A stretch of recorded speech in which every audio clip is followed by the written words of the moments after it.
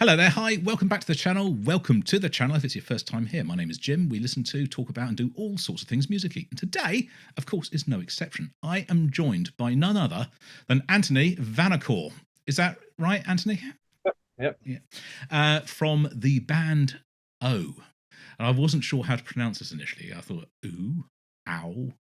It's definitely O. I've been schooled on that by the guys at Inside Out, so they've told me all about how to pronounce the name. So, welcome to the channel. I know this must be a highlight of your career being on this YouTube channel, but Honor to be here. Thank you for having me. No worries at all. Where are you from originally? Obviously, you're not. Your heritage is not Chinese, I'm guessing. No, it's not. I'm actually from the United States. I was born in New York City in Brooklyn, but I only lived there until I was about 4. And Right. then we moved out to basically right outside the city in New Jersey, North Jersey. So I basically grew up in North Jersey. Okay. And then how come you've ended up where you are now? Well, is there a big story there, or is it just a collection of random events? There's kind of a big story. I could try to give you the condensed version of it. Basically, this was in 2009 to 2010 Mm. during the crossover of the new year. There was an orchestra that was invited, an orchestra based in Manhattan that was invited to go to China. And the thing was with the tour, it was a three or 4 week tour. The thing was, this tour didn't pay anything. It was just kind of an all expense paid Right. tour. And it kind of came out of the blue. A friend of mine in college, she's a great flute player named Lindsay.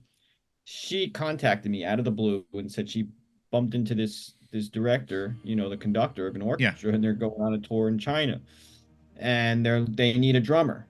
So the idea of China never even, going there, never, Oh no. Well, why would it? I mean, it's yeah. it seemed like this kind of, strange, distant land that I never even imagined I would ever go to.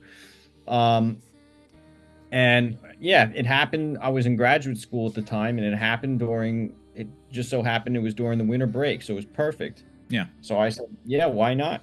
So we went, and it was incredible. I mean, we were there for about 3 or 4 weeks, and we basically toured the entire country, north, south, east. I guess China's huge. So the west, we didn't, the far west is not, we didn't really go that direction, but we covered a lot of territory. And the whole experience blew my mind. And the following year, the same orchestra during the same time period, this was in 2010 to 2011, the crossover, Yeah. the orchestra was invited to do the tour again, and we went, and it was incredible, and at the time I was living in basically a Chinatown called Flushing. It's in Queens, the Queensboro of New York City. And, there's a big Chinese community there. So when I returned, I was kind of I had a new kind of perspective on the environment I was living in. You know what I mean? And I started Yeah. to get very interested in the culture and the language. So I started learning Mandarin on my own. I did pretty intense study for a while. And after about a year of that, my Mandarin, I mean, it wasn't good, of course, but like, I guess I could survive in some way. So the idea of moving to China started to brew in my mind, and eventually, like an opportunity came up, and I was able to go there. In the first 3 years, I was living in a city called Hangzhou, which is in the south part of China. And it was great experience. I didn't have I almost didn't have any English speaking friends for those 3 years. It was actually really great to be immersed Yeah. in an environment where I was forced to speak Mandarin all the time. So at that time, my Mandarin ability kind of skyrocketed in those 3 years because I was kind of in it. You know what I mean? I Yeah. didn't really have any kind of influence outside of speaking Mandarin. I wasn't really using English that much. So it was a great experience to really get my language skills together. But the music scene in Hangzhou is quite limited. I was playing with a jazz group there for a while.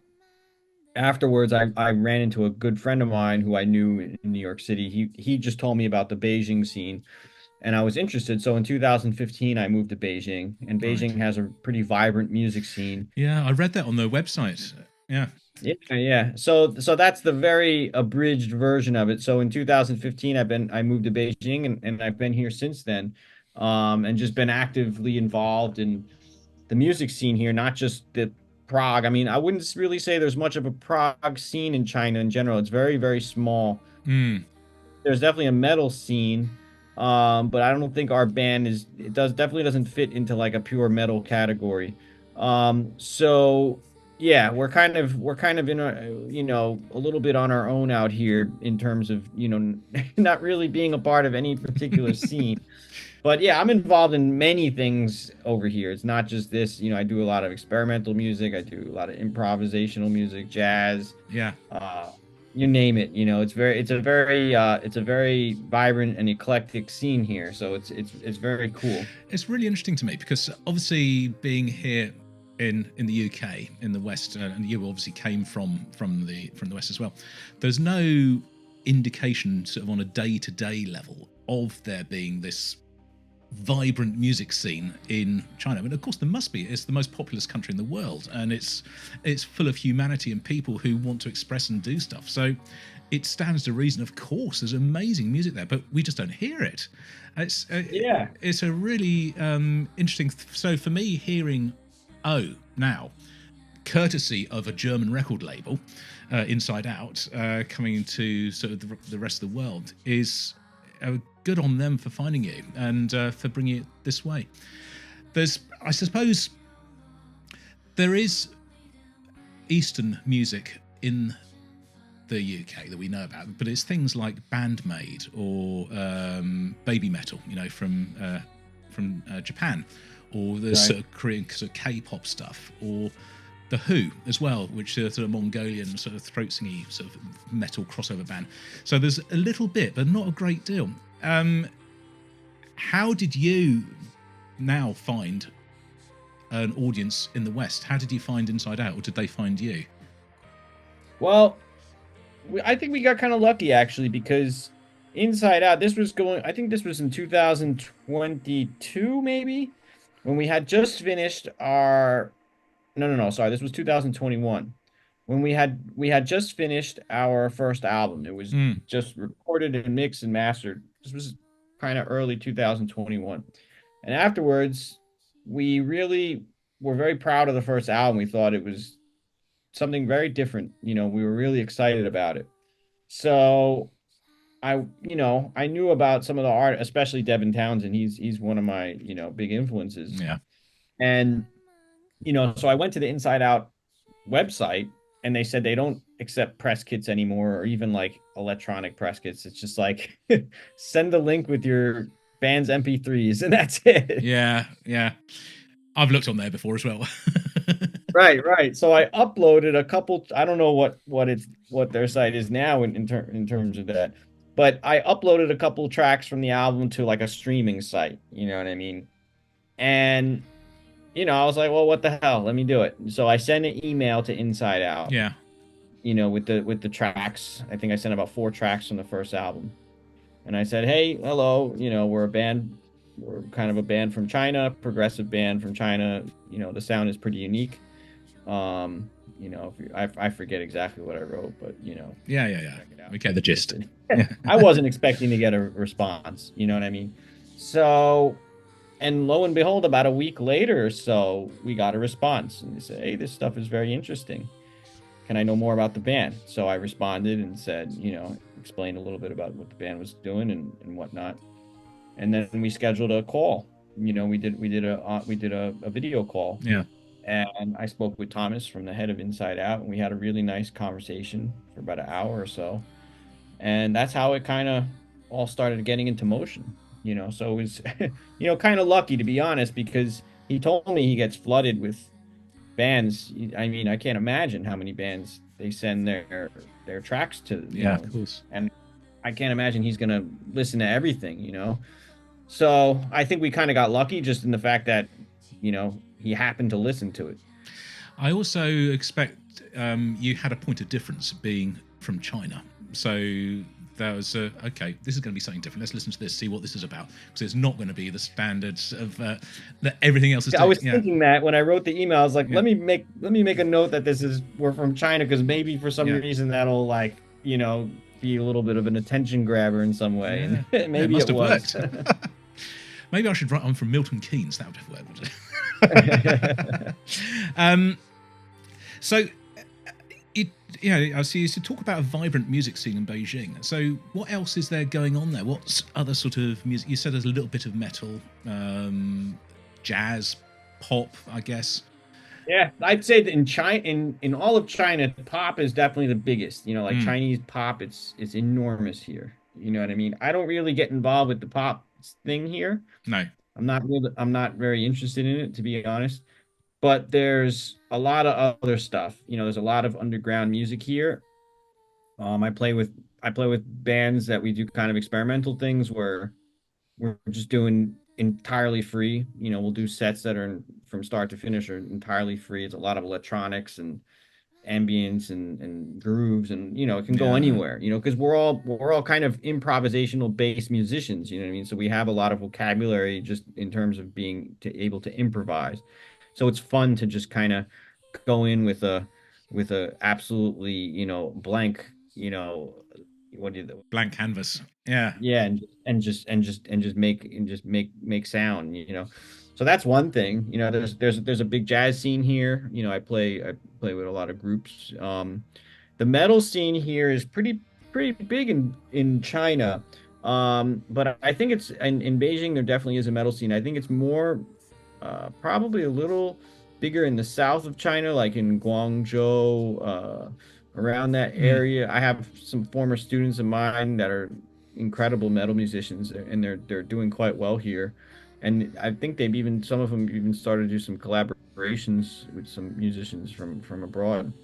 But yeah, I would say, you know, there's not a lot of attention, I would say, from the Western world about what's going on here in China in general. I mean, there might be a little bit. I would say, like, if there are, you know, it's more pop music, and it's probably mostly, you know, Chinese, you know, people who are living abroad, or you know, who have Chinese heritage, who are more listening, who are interested in kind of the C-pop scene here. So, but in terms of Western attention on China, I would say it still has, there's a lot of room for growth, you know, in terms of just. Well, there must be. I mean, as I was saying, the fact that, as I say, it is the most populous country in the world. There are so many people there. There is so much humanity.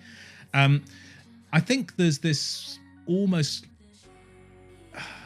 I don't know, like a sort of a barrier between the West and China from that cultural point of view. That's well, of course we should be listening to the music, and how do we get to hear it? I mean, do you guys have access to all the rest of the like streaming services we have in the UK, like Spotify and YouTube and all that sort of stuff?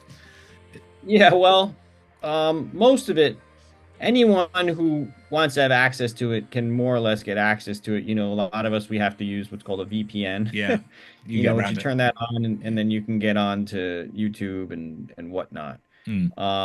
So, you know, if you really want to get the access to whatever is going on, you know, especially in terms of like YouTube, I think it's a great resource just in general.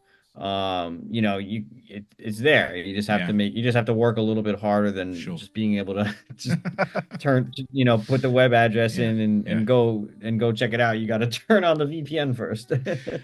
We've been talking for about 15 minutes. You haven't actually talked about your band at all. I'm shocking. I'm sorry. Cool. I'm so sorry. We're here to talk about O and your new album, which I will show you. I have got it arrived today. Yeah, Frailty on. I have to say, I don't know, it's absolutely beautiful. The vinyl.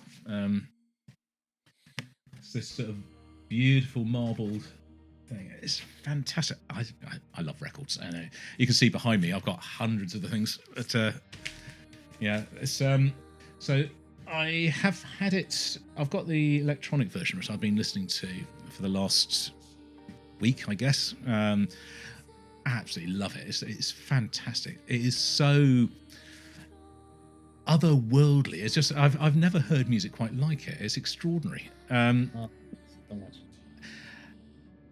It sounds like, in some places it sounds like it's very, very come from the future, but in other places it sounds like it's Enya, and in other places it sounds like it's a bit of Haken. And there's definitely Devin Townsend in there. So there's real experimentation, and I can't think of anything that I've listened to in a long time that is more progressive in the sort of the real in the proper description of the term progressive, because it is pushing boundaries everywhere and doing really, really interesting things. So how did you get together with the other guys in the band? Now, you got Lin Wu, Lin on vocals. You're going to curse me for pronouncing these wrong. Jing Zhang, is that right? Yeah, Jing Zhang. Jing Zhang, okay, on guitar. And Chris Cui. Chris Cui. Okay, of course it is. On bass. And Anthony I can't pronounce this, Vanacore on the drums, but I think you do an awful lot more than just the drums, don't you? Yeah, I mean, I'm kind of the ringleader here. Yeah. You know, dealing with most of the composition and stuff, you know. Is it your sort of fingerprints all over the electronics? Yeah, actually, all the keyboards and synthesizers are pretty much, you know, I did. You know, because I sent because Devin mixed it and co-produced it with me, and you know, he asked if he could have the MIDI data, you know, which you can assign any sound to MIDI data. It's just data. Of course, yeah. I sent him all the MIDI data, and you know, when he was doing producing, he added some different kind of sound, layering and stuff. You know, he added some different things. But yeah, all the synths and electronics are basically, you know, it's funny. I realized I didn't give myself a credit for it on the album, because people are probably wondering, there's so many synthesizers on this album, but who's doing it? You know what I mean? But that stuff, it's like, it's more just, you know, when I write, I do a lot of stuff on the piano, because that's basically my second instrument, the keyboard. So when I'm writing, I'm actually doing most of it on the keyboard. But of course, when you're recording it, most of the keyboard stuff, I'm not actually physically playing on the keyboard and recording it into it. It's more just entering the MIDI data, and then, you know, according to the rhythms and the harmony and everything that you want, and you can adjust the velocity and the sensitivity and whatnot. You can make a lot of adjustments to the sounds. So that's basically how that works. Are you working entirely in the digital realm? Are they all digital synths? Yep. Yeah. All this stuff is all VSTs. Yeah. You know, it's all just like, you know, I'm not actually using like a keyboard that's recording into the DAW. It's just you're just plugins that are in the VSTs. I mean, the plugins that are in the DAW. But they're so good now. It's like incredible. You know, like some of the sounds and the sampling rates and just the. I know. So I've got loads and loads and loads of synths as well, and I do quite a lot of electronic music myself. So Omnisphere, I think, is my favorite. Omnisphere 2 is my favorite synth. Yeah, there's quite a lot of Omnisphere, quite a lot of. I thought I recognized some sounds, or the Spectrasonics. I mean, Spectrasonics for me is like the king. The shit is so on the next level. The Trillion bass synth as well is incredible. It's the whole thing is amazing. So how did you guys get together as a band? Did you meet them all in Beijing, sort of part of the music scene there? Yeah, well, basically, okay, I've known Chris and Jing for many years. This was well before O was even a band. Yeah. You know, this was shortly even after I moved to Beijing. So we've been in bands and projects prior to O, you know, so we've known each other for a while, and they're good friends of mine. And basically, I think this was around 2018. I had some compositions that were written, four compositions that are on the first album. And I asked if they'd be down to lay down some guitar and bass tracks, and they were down. And, you know, after they were finished recording, I added vocal melodies that I wrote on top of them. Right. And I put a word out on the social media here in China that looking for a female vocalist because a lot of the pitches were quite high. It wouldn't be suitable for a male. So I got we I got super lucky because a former student of mine, he contacted me and said, I know somebody who might be interested. I said, cool, does she have any demos or whatnot? So he sent me her contact information, and then we connected, and she sent over some demos that she had recorded in the past, and I thought they sounded pretty good. So we met. This was Lynn, of course. So she was the first person. Wow, that never happens. Yeah, we got super lucky. So she came in and she laid down some of the melodies on the songs, and I was kind of blown away by how Mm. everything came out. At first it wasn't the lyrics weren't written. She was just vocalizing, interpreting the Yeah. melodies and how to sing them with certain timbre and emotion and things like that. And yeah, the result just kind of was mind blowing. So shortly after that, I asked her if she wanted to join in, and she was excited to do it. And she wrote lyrics, and we officially recorded the 4 songs. And when they were finished, because actually I had sent the songs out to get mixed from my good friend Chris in the States, Chris Badami, and he, after he finished mixing it, and we got the songs back, and I remember thinking to myself like, this is really something I've never heard before. It kind of surprised us, that how it came out, because it was something very different, we thought. Mm. So we thought, well, why don't we make an album out of this, instead of just a 4-song thing, because it'll be more impactful. So we proceeded to write 4 more songs, and after they were recorded and mixed and everything, the album was done. I think it took much longer than it probably would have because of the pandemic. That kind of threw a Sure. wrench in the gear. Yeah. This was right during, we had basically finished all the instrument tracks right when the pandemic hit, and this was in the beginning of 2020. And then everything got put on hold. And when we were able to finally resume recording again, because the vocals needed to be recorded for the final 4 songs, Mm. this was, I think by the time we finally finished it was probably halfway through 2020. And then my friend to have a mix, obviously the pandemic was kind of taking over the world, so it just everything got slowed down. But basically the album was finished, mixed and mastered. The completion was, I think, in the beginning of 2021. So yeah, and that I sent the tracks to the email to Inside Out, which we had spoken about already. So Excellent. Lynn's voice is is incredible. It's really interesting, and it's just as a voice in its own right, it has a very unique personality, but the way I think it's been layered and processed in some places, and I think probably, tell me if I'm wrong, sampled and played as samples as well. It's really, really clever. It's done some amazing stuff there. So you're treating her voice like an instrument in many ways, especially on the final 2 or 3 tracks of the whole album. It's like you're playing her with your keyboard. It just sounds amazing. It really does. yeah, thanks. Yeah, that's the way. I feel like Lynn's voice is really the center point of the Mm. band. It's the identity of the band. And honestly, I think if you muted all the instrumental tracks and only had vocals, I feel like it would stand up almost as well, if not better, Yeah. because maybe, it would have a kind of even a different effect.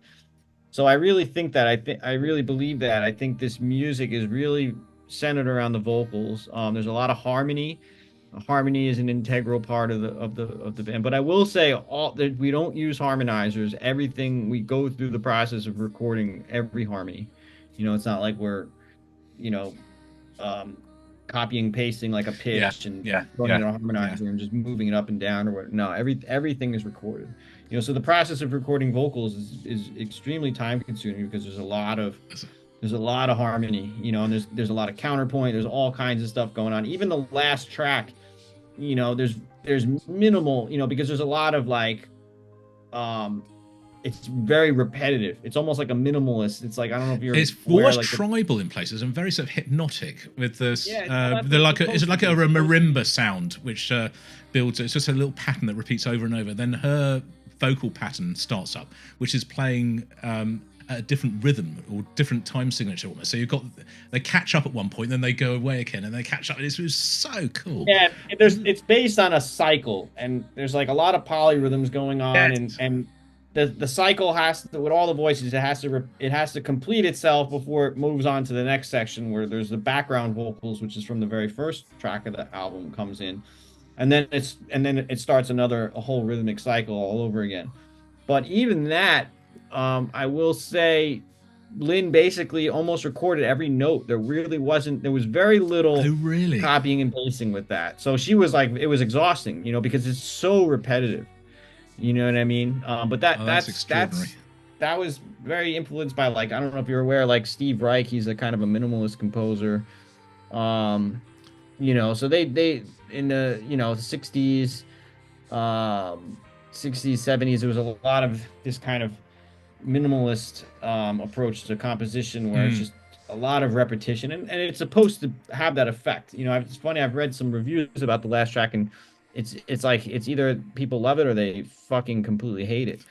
You know what I mean? Because they're like, it's like it's so repetitive, but like But it, that's but what it it's isn't. supposed But to it's be. It's kind of supposed it is and it isn't though. It's not. It's not repetitive because it's changing subtly the whole time. You just if you listen Right. to But the those whole thing you is really have to be kind of like in the focused. zone. Like, Yeah, yeah, yeah, it's yeah, not something you can really listen to passively. You have to yeah, be really yeah. kind of, you know, if you want to go that deep with it, you know what I mean? um. So did she come to you sort of fully formed, or did you have ideas of how? Oh no, you've already said that you had the vocal parts, some of them written. They were sort of quite high pitched, but she came to you already, sort of in the zone, ready to sort of go with what you'd got. Yeah, I mean, basically when she first came in, I had all the vocal melodies written in MIDI on like just like a piano sound. Mm. And I would give her some direction here and there about, like, okay, well, in this section it's supposed to be powerful. In this section it's supposed to be more airy and breathy and, serene or whatever. I would give kind of very general descriptions of how I was feeling, the vocal melodies. And then I would just let her interpret the melodies, the contour and the phrasing how Yeah. she wanted to. And a lot of stuff, she took to it very naturally. She had a very natural approach, where a lot of the the the results surprised me, to be honest, because when she finished singing some of these things, it blew my mind because I wasn't even expecting that.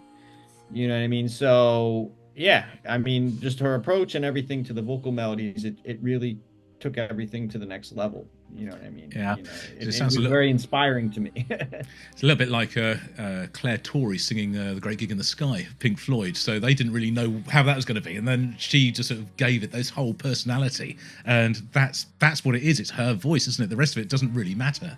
And I'm not saying that about you guys at all. But yeah, yeah. And then you got together with Devin Townsend. That must be I mean, you're saying he was already an influence on you. That must be a bit of a dream come true. Yeah, I mean, I never, I've loved Devin's work for well over 20 years now, since like the beginning of the 2000s or Mm. the late 90s. I don't know. I've been listening to Devin for many, many years, from Strapping Young Lad, and of course all his many solo There's projects different and iterations. Yeah. his own works. So his DNA has been in the music since it started, since the first album. And I remember when I was talking with Thomas at the label the first time we had spoke. He asked me, like, what were some of my influences, and of course I mentioned Devin, and he's of course on the label. Yeah. So this was right, as the composition to the second album was nearing completion. Thomas brought up the idea of perhaps having Devin mix it if he had the time. And of course I said, yeah, why not? That would be amazing. So yeah, because he's most of his records he mixes and produces Yeah. himself. You know, he does everything from start to Mhm. finish. It's like he's Yeah. taking care of everything. So it's an amazing ability to have to be able to do that. You know, and of course I was on board with it, and Devin thankfully was interested and had had a little bit of time to deal with it. So this was in 2023, the beginning of 2023. Thomas sent an email to myself and Devin, so just to introduce us. And of course, that was really cool because it was the first time, meeting Devin. It's like kind of a guy I've admired for so many years. So to be on like the same email with him was already really, Extraordinary. really Yeah. cool. Yeah. So, but he was such a sweet guy. We spoke shortly after there. After that we had a video call just to talk, just to touch base before, because he was about to be going on a tour, and I told this was in January I think of 2023, Mhm. and I gave him ballpark that the album should be finished recording around May of 2023. So when he came back, this was, yeah, I think about April of 2023 last year. He just finished his tour, whatever. I think he was with Dream Theater or something. Oh yeah, is it the Dream Sonic tour? I think it's called, isn't it? Dream So, Theater well, and there was, Animals as yeah, leaders yeah. together. Yeah. There was one, he did another tour with Dream Theater later in the summer. I don't know if that's All the right. same one. It was like a, I don't know. but yeah, and he's a busy guy. So, but yeah, basically in April of last year, the tracks were pretty much finished. There was still a couple that still needed to be recorded, but the bulk of everything was done. So I sent them over to him, and of course, as when I sent them over, I was a little nervous because I don't know how he's going to think about this music, and also everything is a mess because nothing's mixed. He's just getting all the tracks individual, so he has to kind of he actually, I send him all the I we record everything in Pro Tools, so I just send him the Pro Tools sessions where all the Mm. tracks are there, but everything it's not mixed. They're just there. But he sent me back an email not long after he got the tracks, and told me he loved it. So I was like, at ease. It put me at ease quite a bit because I wasn't sure how he was gonna react to it. You Mm. know what I mean? So he was really into it. And that made me really happy because now it's like, all right, well, he's into it, so at least it should be at least it's not something. It's not like he's doing this just because it's work. You know what I Yeah, mean? for sure. It's something that he really likes. So that made me super super happy. Yeah, and he was busy. We didn't we it wasn't the whole mixing wasn't finished until, and mastering, it wasn't finished I think until October of last year. So he really took a lot of time with it, but it wasn't like he was constantly working on it. He had we had some Yeah. interruptions in between, but yeah, the guy is just incredible, brilliant mind. Just from creativity, from the way he hears sound to the way he produces, from the way he mixes. He heard stuff in the music that I didn't hear that he brought out, which is, I think, just took everything to the next level. And Wow. he was such a sweet guy throughout the whole process. I mean, uh I just I'm just very grateful, And then he to have had the sang. opportunity. Yeah. And then he sang on Purge. And he sang. Yeah, that was actually, I almost didn't want to ask him because he had already worked so hard on everything, and this was like towards the end of the process, towards the end of the mixing process. And I just sent, because I had the idea in my mind for a while that at the very end of that tune, it would just bring everything to the next level, it would Yeah. just add that extra punch, that Yes. degree of power.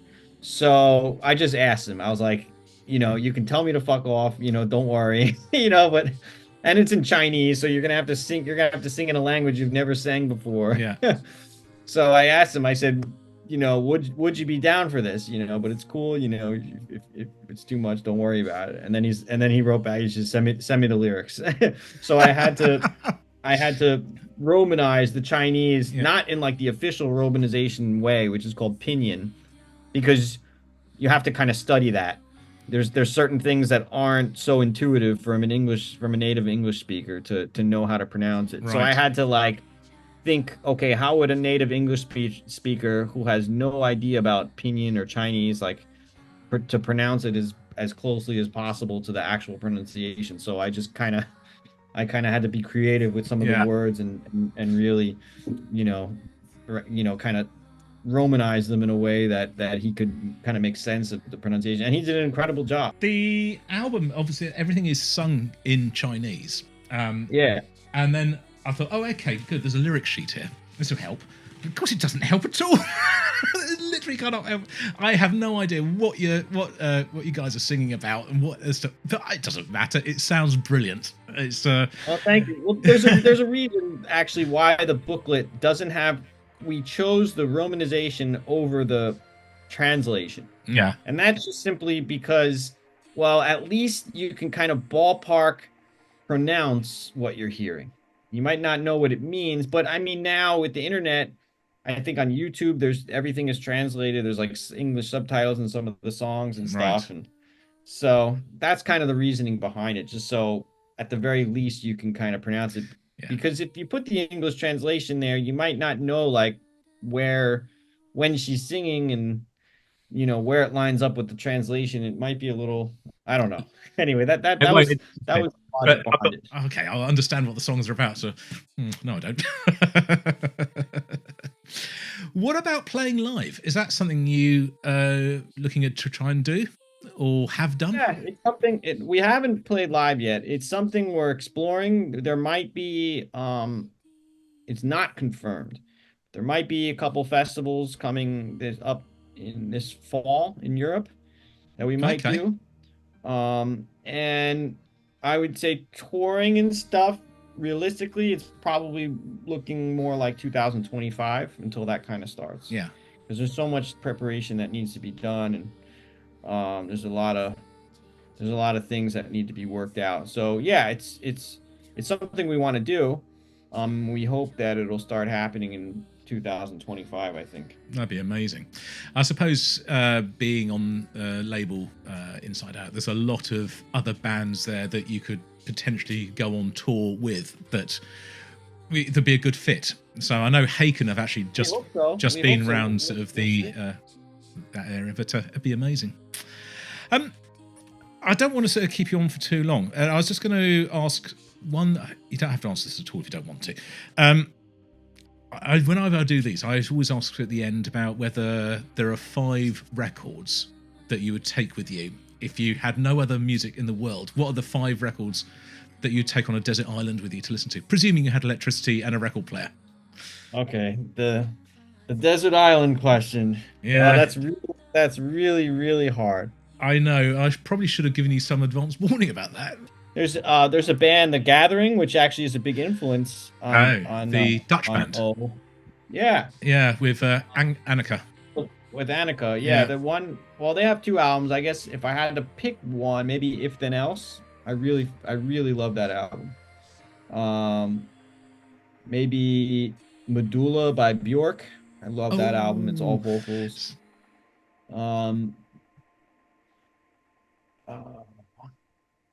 There's probably people who are listening don't know of them if they're not really into like jazz. There's a great young pianist called Fabian Alitzer. He has an album. I really love that album. I don't know any one of the albums from Miles Davis, the '60s Quintet with Tony Williams on drums. I had a chat 2 or 3 weeks. I guess I would probably take with me. I had a chat about a month ago with Adam Holzman, who's a keyboard player with Stephen Wilson in his band, and he played with Miles Davis. He was in Miles Davis's band, and he ended up being his musical director right at the end of Miles's life. He was there for the last sort of 4 or 5 years, so he played on Tutu and stuff like that. So yeah, I mean, it's very cool. So some of the stuff you find out about people when you do these chats is amazing, and I love it. I love all these connections and things. It's fabulous. So what have we got? We got Bjork, The Gathering, Miles Davis. What was the pianist? Fabian somebody.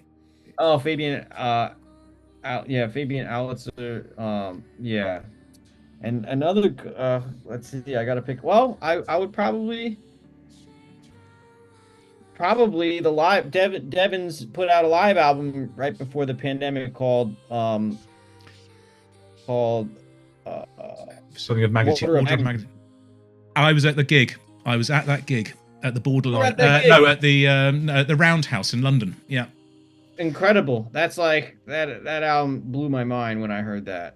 And it's live too, which just makes it. I know, and I can absolutely confirm it is as it sounded. It was just the most amazing live experience I think I've ever had. That it was amazing. Cool. That's incredible. Yeah. Yes, so I would take that with me too. That album is insane. What does the future hold? Where are you going next? What are the plans? I know this is obviously very fresh and it's only just out, but yeah, well, there's a lot of stuff in the works.